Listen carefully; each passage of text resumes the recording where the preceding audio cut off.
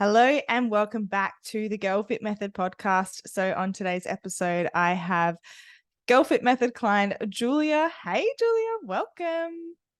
Hello, how are you doing? I'm really well. I'm very, very excited to have you on. We have tried to record this podcast episode a few times, haven't we? And there's something that's popped up Yes, we have. on And top. finally yeah, We're here. finally we're doing it. We're here, Yeah, which is really, really exciting. And I know that you're a really busy bee. Maybe we can jump straight in. Like, get the listeners to know a little bit more about you. What do you do? What are you studying? What does life look like for you at the moment? absolutely. So I just graduated probably, oh gosh, 2 weeks ago from an accelerated nursing program at the University of Florida. So I just finished that and I will be starting a job in October in Atlanta in the surgical ICU. So very Wow. exciting, very quick, but yes. So yeah, it's a lot of big change, but I'm excited for it. But all exciting stuff, like these really big changes. You're heading towards your goal career. What particular area are you really wanting to hone in on? Like, what is the dream job for you after all of this?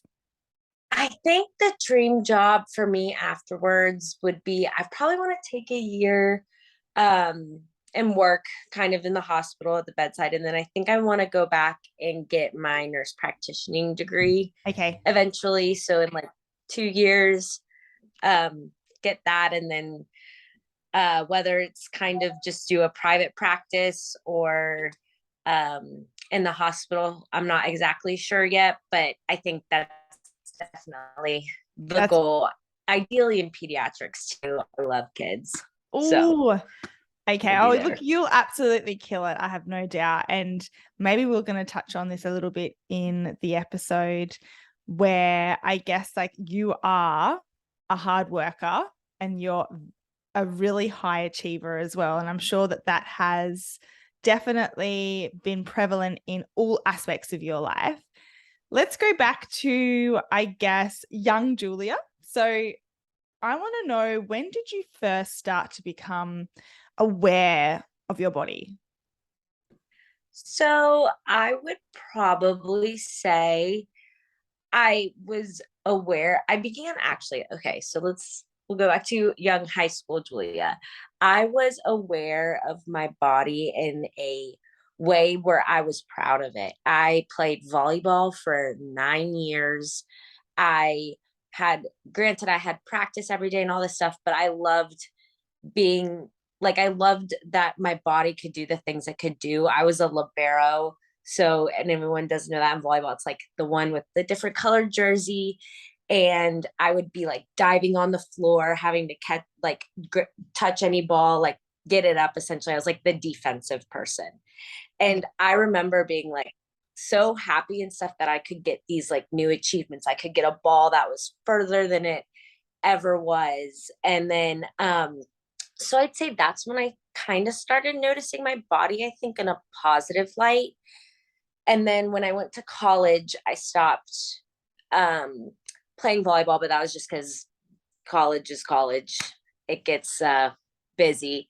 And then I think, and I joined a sorority, which I loved. And I met so many fantastic girls. I wouldn't trade it for the world. But I think there is a kind of, everyone thinks when they think of sorority, they think of all these girls, all these pretty girls, all this makeup, all this stuff. And I think being surrounded by that, I mean, there's gonna be times when you might have like feel kind of insecure and want to compare your body. And so I think at the beginning of my, not even I'd say freshman year, because I joined it my freshman year, I'd probably say at the end of my freshman year was when I kind of was like, okay, I'm starting to become aware of things that I don't like and I want to change. So Mm. yeah. Can I ask, so you sort of mentioned comparing yourself to the girls around you. Was that really the catalyst for you having those thoughts? Or was there any other influences in your life at that point that made you kind of look at yourself and feel like you were not enough? Um, so I would say a specific specific moment I can like remember was like, again, it was a picture with a bunch of girls, and we were all kind of like leaning towards the side, like our sides. It was like more of our side body. And I was mortified by my arms. I use that word because I was like this click in my head that I was like, I don't like that. I look at myself compared to these other girls, and this needs to change. And that was the moment I was like, okay, we're gonna change something. And now let's like start working out. Let's start eating healthier, I guess. And what has a good kind of thought, I guess people would say, because no one's going to say, oh, working out's bad. It became obsessive and um like over the top with that Yeah. for Yeah. like 2 years. Yeah. Yeah. And I guess like a lot of these issues when it comes to body image issues always happens in our teen years. When we think about it, I guess like in our teen years, we have no idea who we are. So what we're trying to figure out is, okay, where do we fit in? How are we good enough? And it's really easy just to focus on the exterior because we have no idea what kind of person we are. We don't know what what our gifts are, what our abilities are. We've got no confidence in that. And so the majority of our confidence is always going to lie in, oh, are we going to be acceptable? Do we look the way that we think we should look in comparison to others? And it's sort of like this hyper focus that we have, unfortunately. And so easy, isn't it, to fall into this unhealthy relationship with exercise where it can start off somewhat innocently. You're wanting to, get healthier, get fitter. And then before you know it, it's becoming this thing that you are completely reliant on and falsely believe that it's going to make you happier, but also change your body and control your weight, which it actually doesn't. So I want to hear about that. So what did your relationship with exercise actually look like at that time? So during that time, I'd say I drastically cut calories. I mean, I couldn't even assume, I don't even know how much I was eating, but I mean, I was definitely getting down to probably less than 1,200 calories at one point. I had downloaded a bunch of apps, had gotten the Apple Watch. I was counting like if I felt that I didn't hit enough steps in a day, I was like walking in circles around my room Yeah. trying to hit that. I was constantly putting in numbers to be like, oh yeah, you're in this much of a deficit, you're in this much, just to um like say I had that. And because again, I think I'm a very like kind of, I don't want to say like calculated, but I like numbers. I like seeing all that stuff. So to me, it became like this over obsession. Like I was like at the time in my head, I was like, I love this. I'm getting so many compliments from girls. Like I'm also a people pleaser. And so it just drove me to, I was running, oh gosh, like at least 5 miles a day. Like I was like only doing cardio. I was afraid to bulk and gain weight. I was afraid to like do dumbbells that were heavier than like 12 pounds because like in my mind I was like, that's gonna make my arms look bigger, and that's gonna make like people aren't gonna like me as much, which was Mm, just in my head. Like I look back on it now and I'm like, how in the world did I think that? yeah. Like what? But Well, yeah, can so it I was just can I just unhealthy. say something there, Julia? Because like you're so similar to me because that's what I got into. I got into running. I was a maniac, right? Just exercise like an absolute psychopath and was trying to eat as little as possible. And there was this false sense of security within that. Me being a people pleaser too. And I think a lot of listeners will resonate with that because a lot of women actually are. And I don't want to be sexist, but it's a part of our nature where we do just want people to like us and we don't want to upset anyone. So what I think is really interesting is what is the motivation behind that? So, if you have someone that looks at that situation logically and goes, well, here's like Julia, this like beautiful young woman, healthy. Why on earth does she feel the need to absolutely destroy her body, unable to relax even in the evenings when she hasn't felt like she has hit her steps? Like there is something much, much deeper to that. So where do you feel like, what do you feel that was? What was your underlying motivator as to why you were having all of these toxic relationships with exercise and with nutrition as well?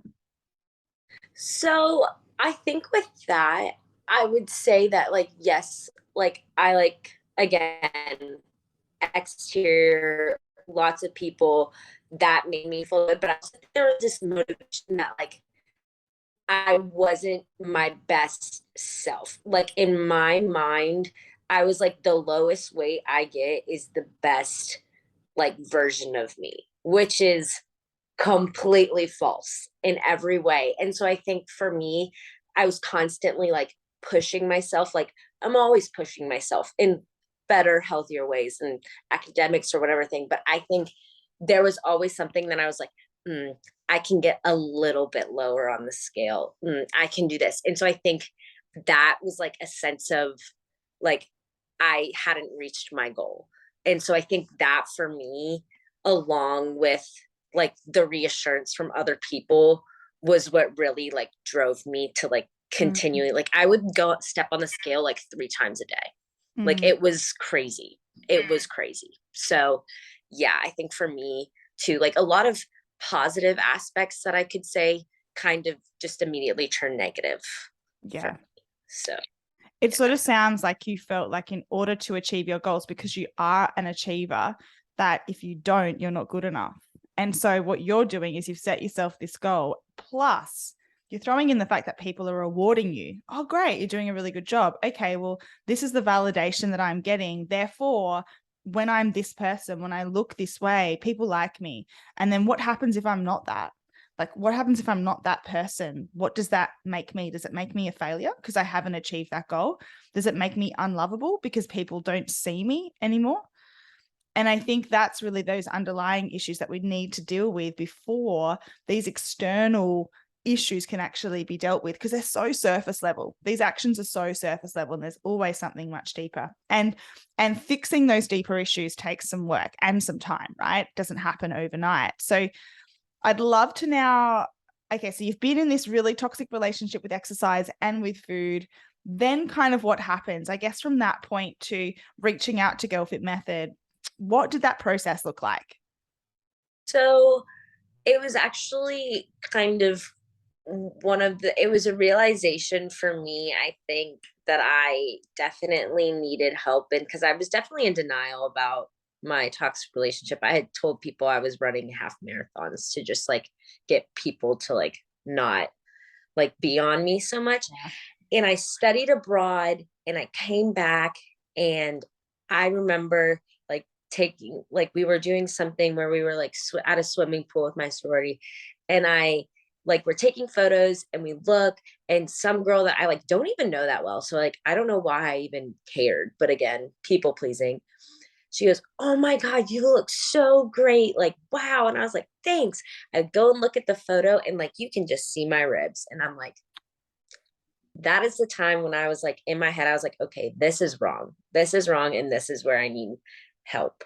And so I actually had to go through a few like psychotherapists that specialized in eating disorders and body dysmorphia because again, I'm one of those people that um I kind of need like I don't want to say sternness, but I like a set plan. I like a set direction. I like those sort of things. So the whole consistently, oh, tell me how that really feels every time was just like, I'm like, okay, I feel like I'm not getting anywhere with this as Yeah. much.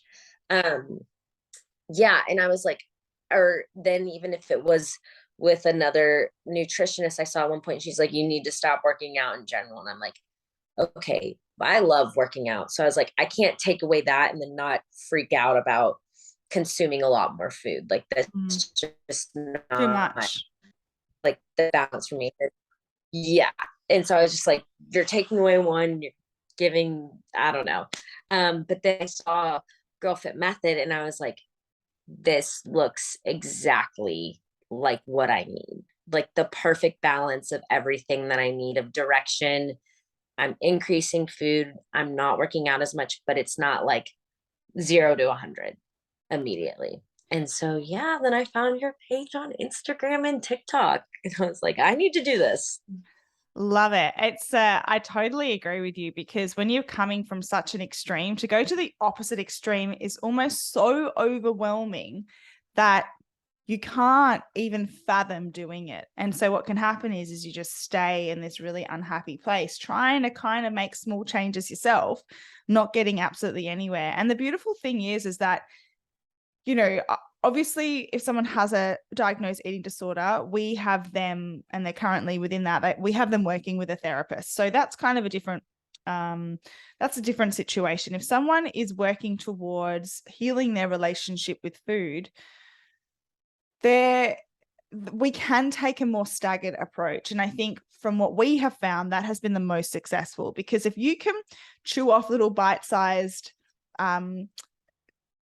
tasks, I suppose, or challenges, I guess the way that we like to put it, to actually think about, hey, these behaviors that I'm having, let's just use exercise as an example, and slowly decreasing your exercise whilst also educating you on, actually, you don't need to be doing that much exercise. In fact, when you are doing all of this exercise, it's actually being counterproductive to what your end goal is. And you kind of think, oh, okay, well, let's try this out. Let's make a really small step in, I don't know, decreasing the amount of kilometers I run. And then you can see, oh, like my worst nightmare of me gaining all of this weight actually hasn't happened. You gain confidence in that. And then it's the next thing. And then it's the next thing. And I remember throughout your coaching, we set some little tasks in regards to including certain foods into your diet that you had felt previously were bad, you know, like quote unquote bad, and made you feel anxious, and exposing you to those foods. And what just makes my heart so happy is like just the transformation mentally for you, and the freedom you felt through that was just like phenomenal. Oh my gosh, yes. It was incredible. I think we talked about the cookie dough. Yes. When I can eat cookie dough bites in a movie theater, and then I like looked down and I was like, normally I could go through like a whole binging and then just end up feeling guilty. And I remember sitting there and halfway through the movie ended and I still had half of my um box left, and I was like mouth wide open. I was like, this I don't think has happened in like 4 or 5 years. I was like, this is amazing. I felt satisfied, and then but I just felt good. I was so happy. I think I even like texted my mom after. I was like, oh my gosh, mom, you'll never believe what just happened. And she Oh, was through the moon. yeah. Well, because that's just such a clear indication that you're in control of your own decisions, and food is not controlling your life, and your fear of not being enough is actually not controlling your life. And this is how it impacts positively on all different aspects. And the freedom that comes from that is amazing, because life shouldn't be about constantly thinking about food and not allowing yourself to experience things like that. It should be the opposite. We should be living our life, and food sort of just fits in, right? It doesn't control it. And once you get to that point and you recognize it, you think, my goodness, like this is incredible. I remember having some really similar situations where I would think, wow, I never would have been able to eat this kind of food in a normal portion. What would happen is I would eat some, then I would feel super guilty. Then I think, oh my goodness, I've ruined all of my progress. I may as well just go and eat, you know, the whole thing. And then the guilt and shame you would feel after that was just horrendous. And then it's like, you wake up the next morning, okay, well, what's the plan now? I've just ruined everything. Better go back to never, ever eating that food again. It's just this horrid, vicious cycle where when you can actually learn that every food has its place. And in fact, when we learn the science about how our body works, we know that there is no food that we need to demonize. And in fact, once you have that education and you allow yourself to eat those foods, you actually don't crave them as much. Have you found that?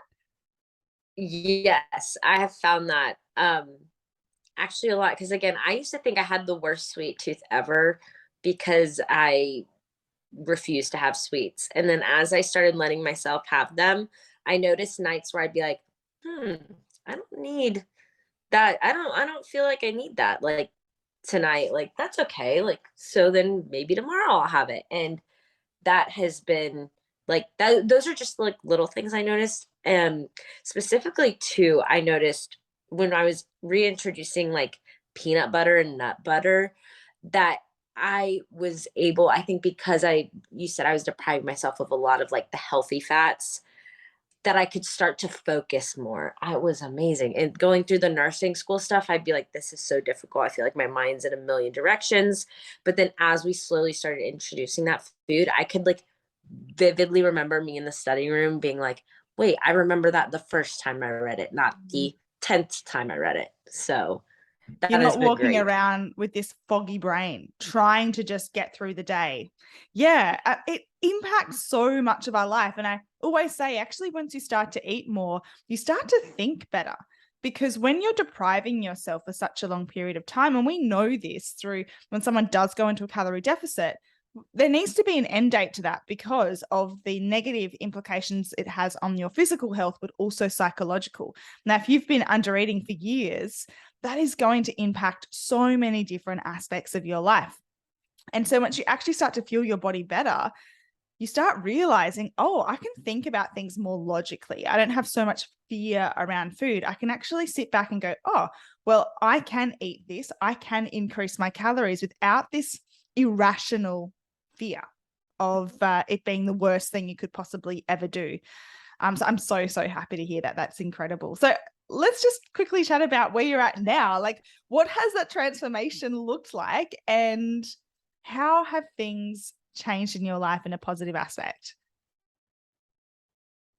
So I think in my like everything for me has just I've been less anxious. I've noticed that consistently. I've worked on kind of minimizing, I think, the people pleasing to pleasing myself more. And I mean that includes like I'm taking my rest days, I'm doing my yoga, I started doing Pilates. Like I think I've cut down the running like maybe an occasional jog. I'll take my dog on a jog. And but I my life isn't consumed by food and exercise, and I go out to restaurants with my friends and I get a margarita. Like and I'm not freaking out that I didn't get the skinny version that tastes a lot worse. Like um I'm able to say yes to things to do with my friends that I think I would have literally had like a mental breakdown before going, or I would have been like, oh, I need to run 9 miles if I'm going out to dinner. Um, and I think people have noticed it too with myself. They've seen me happier, and I think like not nearly as tired, not nearly as cold all the time. I was like always needing a blanket. Um, I noticed I got my curls back in my hair, which is like the greatest thing ever. I loved my hair back in high school. And then when I started chronically dieting, it got super, super thin, really, and just kind of straighter. And now I like started to notice it as after I get out of the shower. And I'm like, those are the things that are just like little small things that I realized from like my old self that I missed so Yeah. much before my bad relationship that I've been getting back. So I You're have back to been you. much happier. Back to you. Yes. Yeah, I found yourself again. And I also just want to make a note that with you, we didn't do any calorie counting, by the way. We didn't do No. any of that. We just had a look at, we used a food diary, we used photos of foods, and we also didn't want you weighing yourself at all. So you can absolutely still work on this without you having to neurotically track your calories. And actually, it's probably going to be detrimental if you do that. And it can just be like, do you know what? All that's going to do is potentially trigger. It's going to get you hyper focused on what you are actually eating. Let's take that away. Let's educate you. Let's have a look at what we're consuming right now and make improvements that way. I just wanted to make that little note because, as you would know, you were quite hesitant coming in because you knew you didn't want a calorie count. And we have lots of girls that we work with, and it's just not necessary, right? Right. Yeah. That was, I think, my biggest again. Like at first, I was like, okay, I do not want to spiral back into it with the consistently, for me, again, personally, just because that's how it started was the calorie counting and all of that stuff. But again, like with Girl Fit Method, I think it was the perfect amount of like structure I needed, that it wasn't calorie counting, it wasn't weighing that, but I still felt I had the guidance like that I needed to like become healthier and get that better relationship with food, which was so great. Yeah, yeah, absolutely. Oh, look, you just did an incredible job. You are such a light and you've just got this incredible energy about you. You are a hard worker. I have to say you're one of the hardest workers I know, and you just get stuff done. Like you dove straight in, and I'm so proud of you for that, because I know it's not easy. It's terrifying. But imagine if you had never taken that step of faith and actually gone, do you know what? I need to get better. You'd be back where you were, and that would just be so sad. Where you're standing here or sitting here now, just glowing and happy and achieving and living your life. So super proud of you. Thank you. Thank you. Yes, I can't even imagine where I would still be. I don't even think I would have gotten through the end of nursing school had it been for a Girl Fit Method, because I genuinely was so like consumed by it that that's like I felt like it took over my life. And so I owe that to you guys too. I think we are the dream team, bit of both. And Yeah, you found freedom now, and that's an incredible place to be. So thank you so much for sharing your story. of course. Thank you for having me.